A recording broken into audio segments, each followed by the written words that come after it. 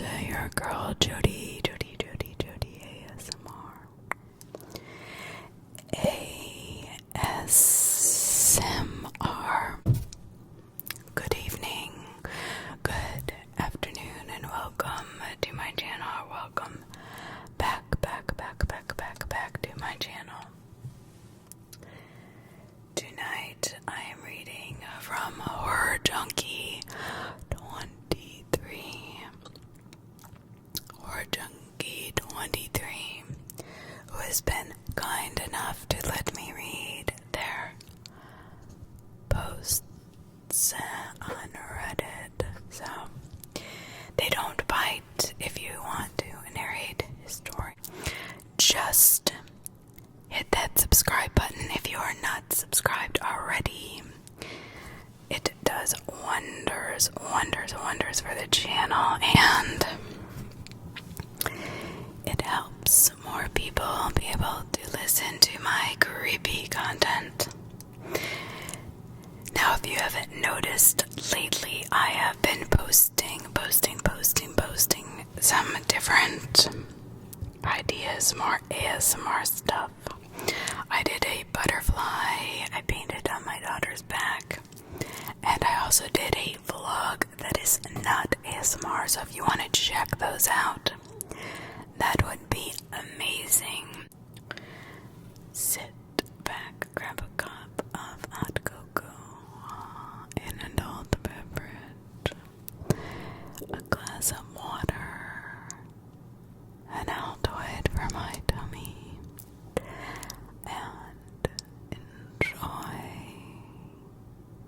the soft whisper of my voice.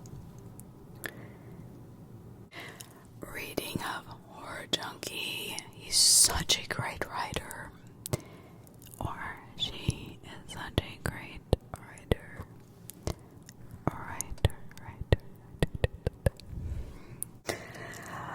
Horror Junkie 1, 2, 3.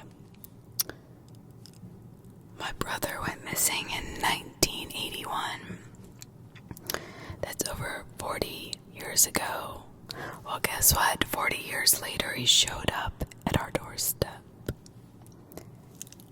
I just want to say that if you're sensitive to child abduction, you probably want to skip this. I still remember the screams, my mom's cries, reverberating throughout the house, echoing the empty halls for all of us to hear. The night, July of 1981, will be seared into my mind forever, because that's the only night that I will truly be terrified of when my brother was taken. I don't remember much about David, if I'm being completely honest. I remember that he was, outgoing. His favorite color was blue, and he liked fast cars. But that's about it. See, I was only six when he was taken. I do unfortunately remember the abduction.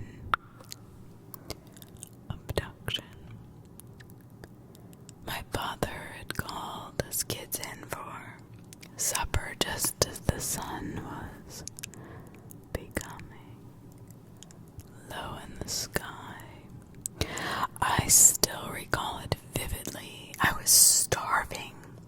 I was so hungry I could literally eat a horse, and naturally I was the first of the children inside. David lagged behind to gather up his marble collection that we'd been playing with. He had just managed to cross the street, and when he was mere feet from our driveway, that is when it happened. A white panel van screeched to a halt directly behind him. The door was flung open, and two men wearing all black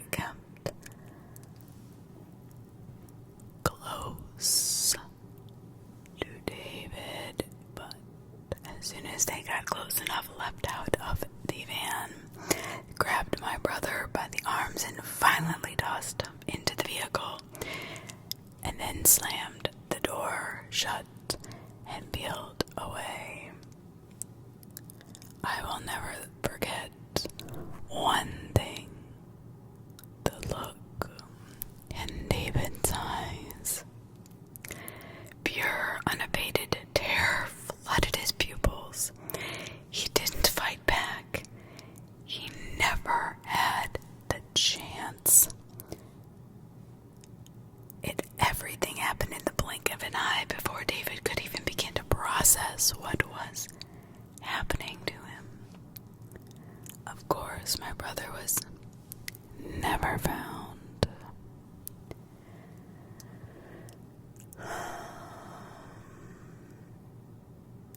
Never found. Despite having an accurate description of the getaway vehicle, the assailant's clothing, the police couldn't pinpoint a suspect. Not a single one. We lived in a town of 3,000 fucking people and they couldn't zero in on one damn person. I'm sorry. I lost my cool.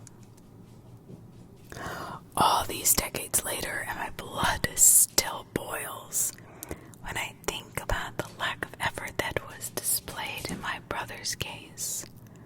But I digress. As the years passed, we began to lose hope that David would never be found. That honestly was the worst part, not knowing. As cruel as it sounds, if the police were to find a body, then at least,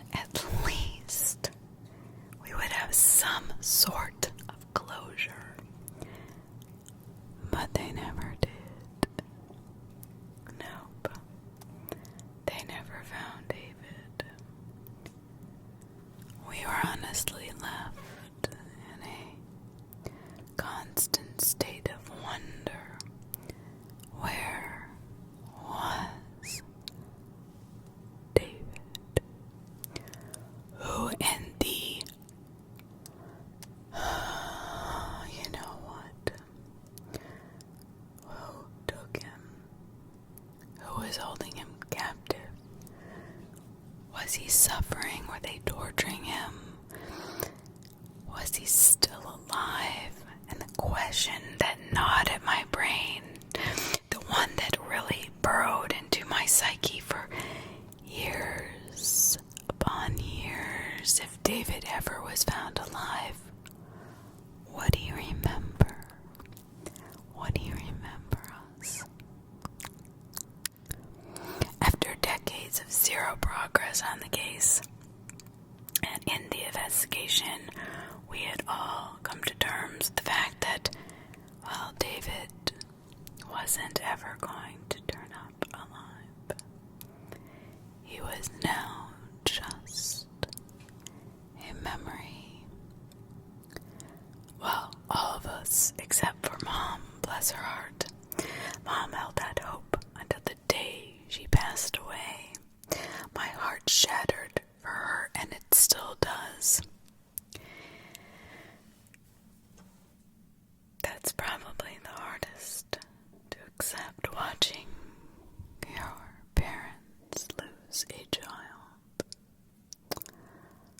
Oh, my heart into pieces. She lived 70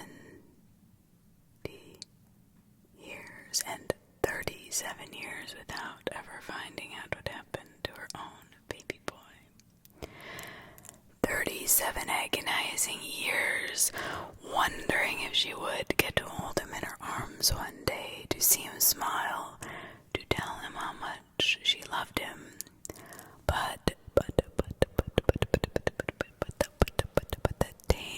the day never came for her. After Mom passed, we had no one left who still believed he was alive. I think that was one of the saddest parts.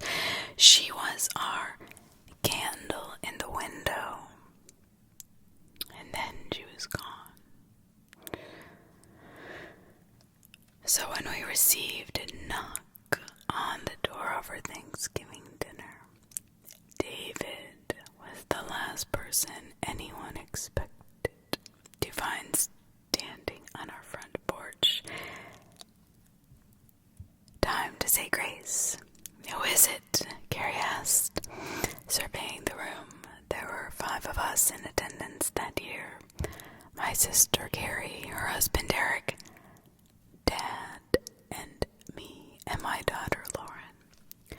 We'd scaled it back to just immediate family after Mom's passing. It was a more solemn occasion without her there. I'll do it, Lauren said enthusiastically, proclaimed, clasping her hands together and squeezing her eyes shut. We all mirrored her and bowed our heads. Dear Heavenly Father, please bless this food and everyone here with a knock, knock, knock. The 3 distinct knocks resounded through the dining room, cutting Lauren off. Her brows furrowed as she turned to me, and we all stared at each other anxiously in silent anticipation. But then we heard it again. Knock, knock, knock.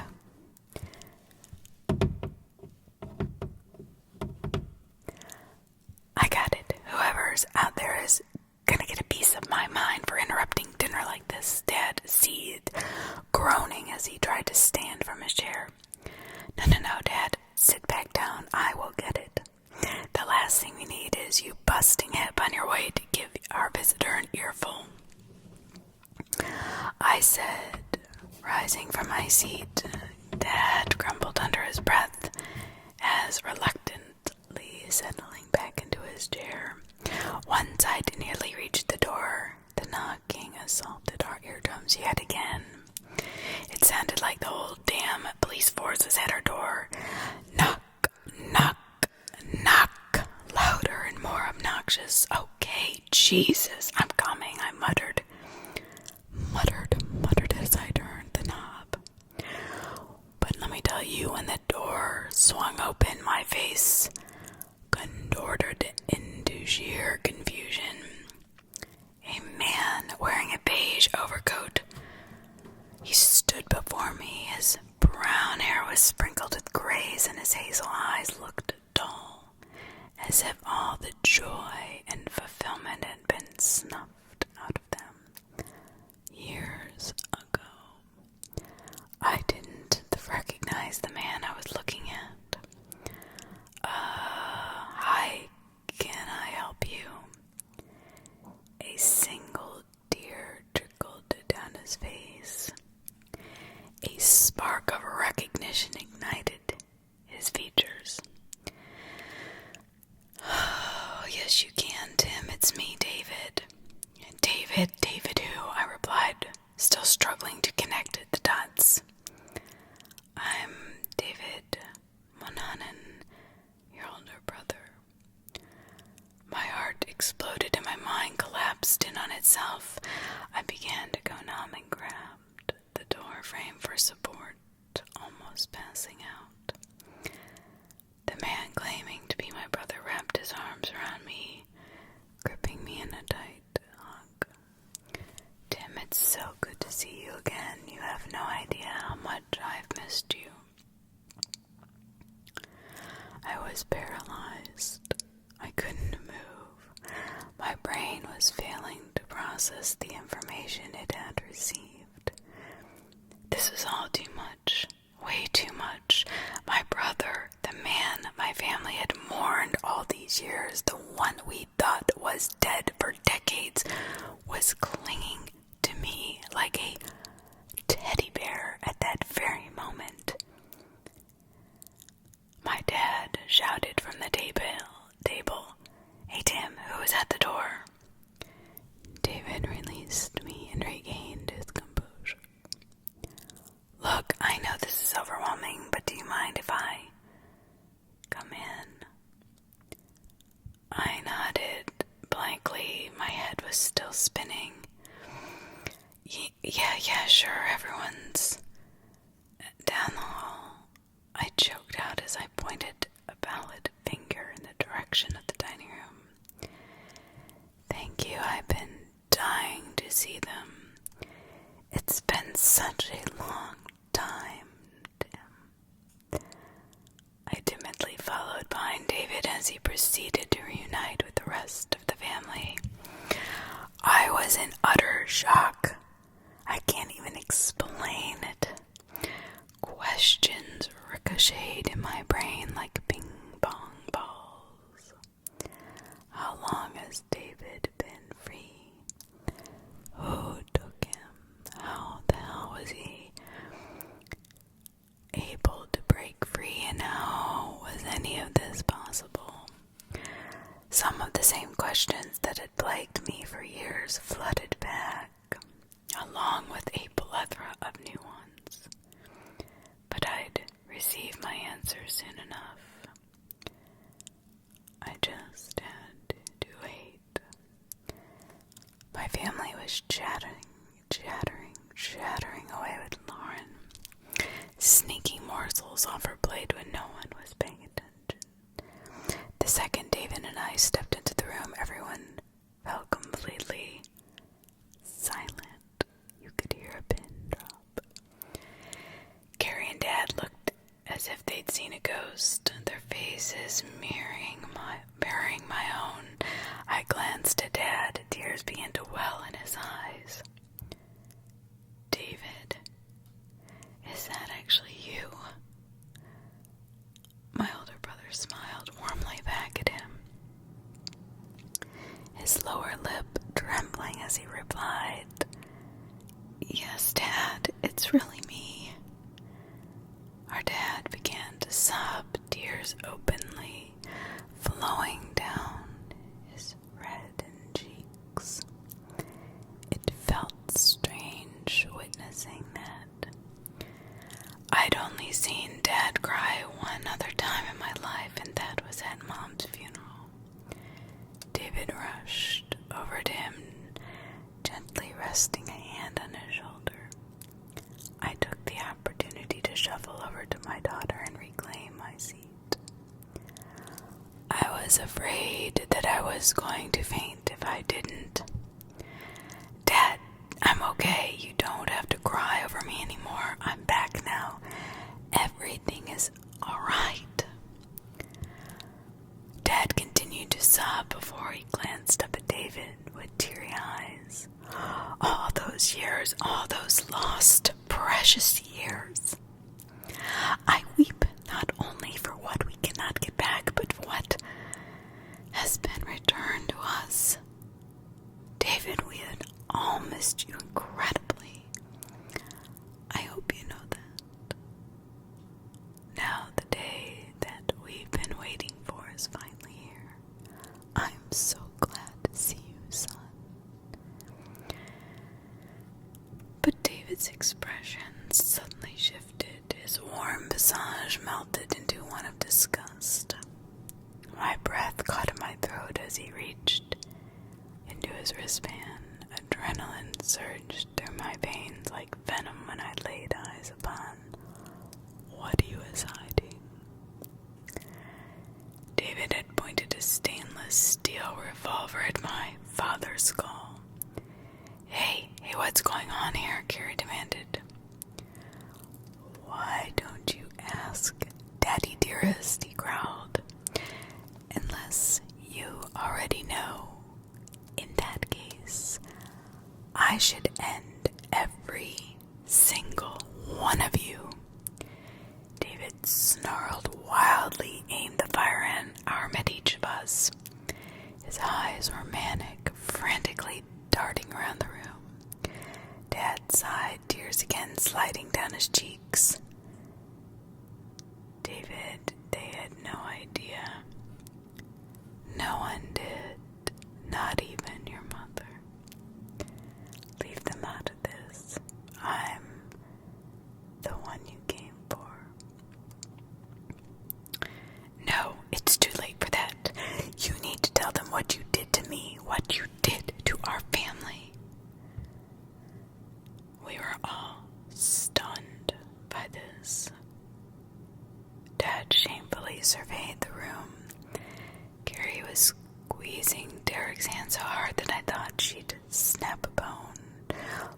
was pale as a sheet, hands placed neatly in her lap.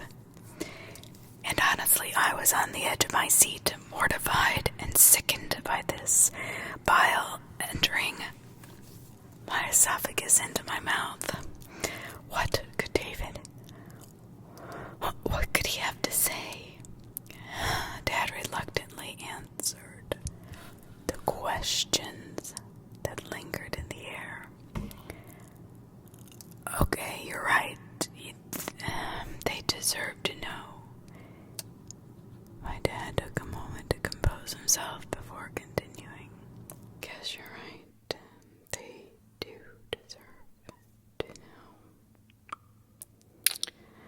He took a moment to compose himself before continuing.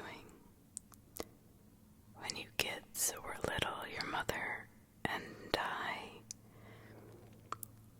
How do I say this? We fell on hard times. She was laid off. I had to take a sharp pay cut just to stay on at my own job. To say the least, money was tight. And eventually we realized that we were going to lose the house if things kept going the way they were. And your mother, oh, she loved that house. I knew we'd never be able to afford anything like that again. I couldn't just rip out her dream home right from underneath her like that. So I had to get creative. In the end, I made an agreement with someone to have David go live with them. At least until... David suddenly slapped my father hard across the face with his free hand. Derek instinctively shot up from his chair. David shifted the gun to him. Sit down. He barked as Derek hurriedly obeyed. Now you tell them what you really did. Okay, I'm sorry, Dad squeaked, cowering under the threat of a second slap. I did make an agreement and an arrangement, but not the kind I was trying to lead you to believe. I was paid. Your brother was not kidnapped. It was all a front to get us out of debt. I had full control over the joint account, so I told your mother that I got a promotion at work, and she was too distraught to question any of it. I'm sorry. I'm so sorry. Dad wailed, covering his face with his hands.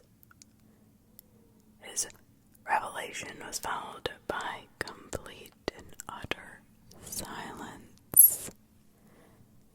The only sound was that of Dad's cries echoing throughout the home. Then I watched as Carrie rose from her seat. She marched straight up to Dad and loomed over him. He glanced up at her pathetically.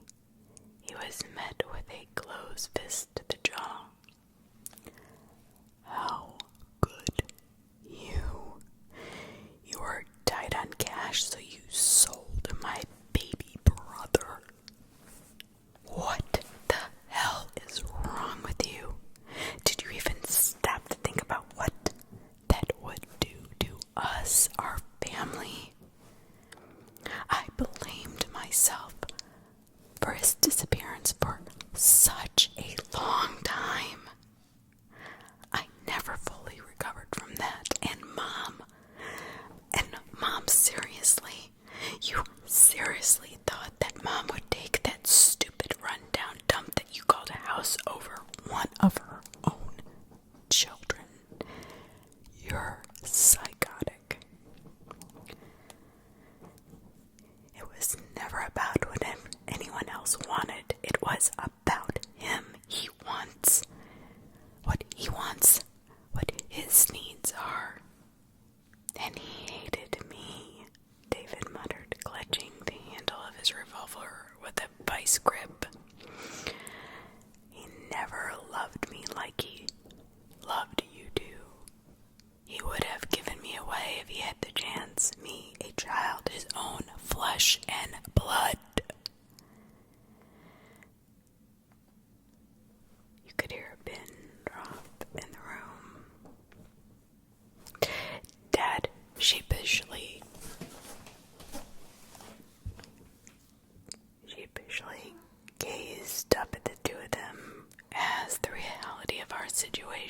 actually sunk into his brain.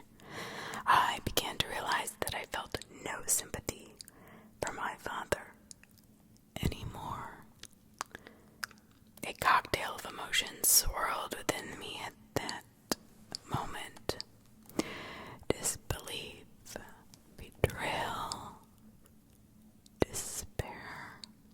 But at the forefront of all of those emotions was one seething one, rage.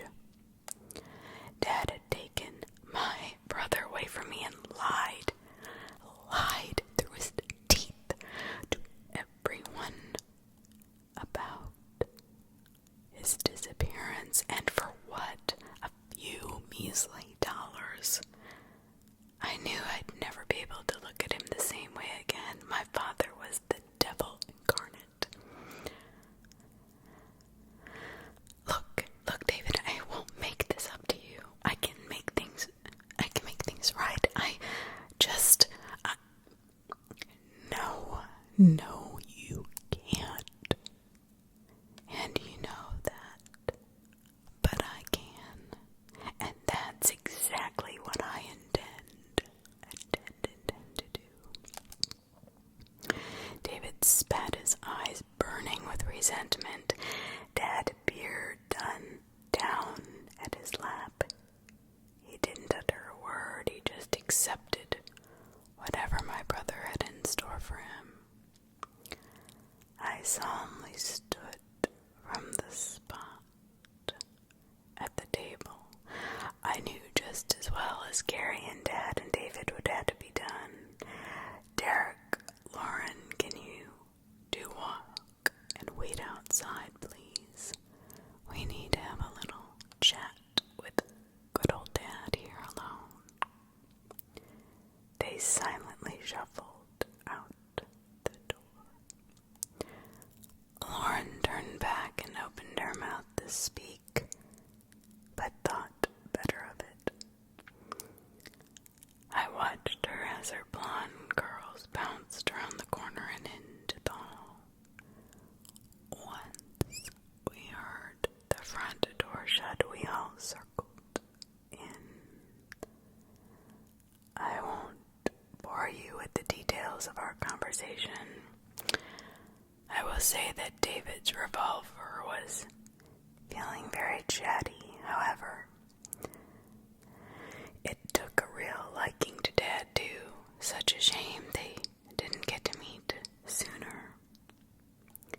I don't feel an inkling of remorse. Why should I? I have had enough betrayal and lying and disappointment, regret and shame and loss to last me a lifetime, only to find out it was this evil man called my father's doing. I now have enough insurance money to pay off both Lauren and my student loan debts. Plus, there's one less monster roaming the earth. You know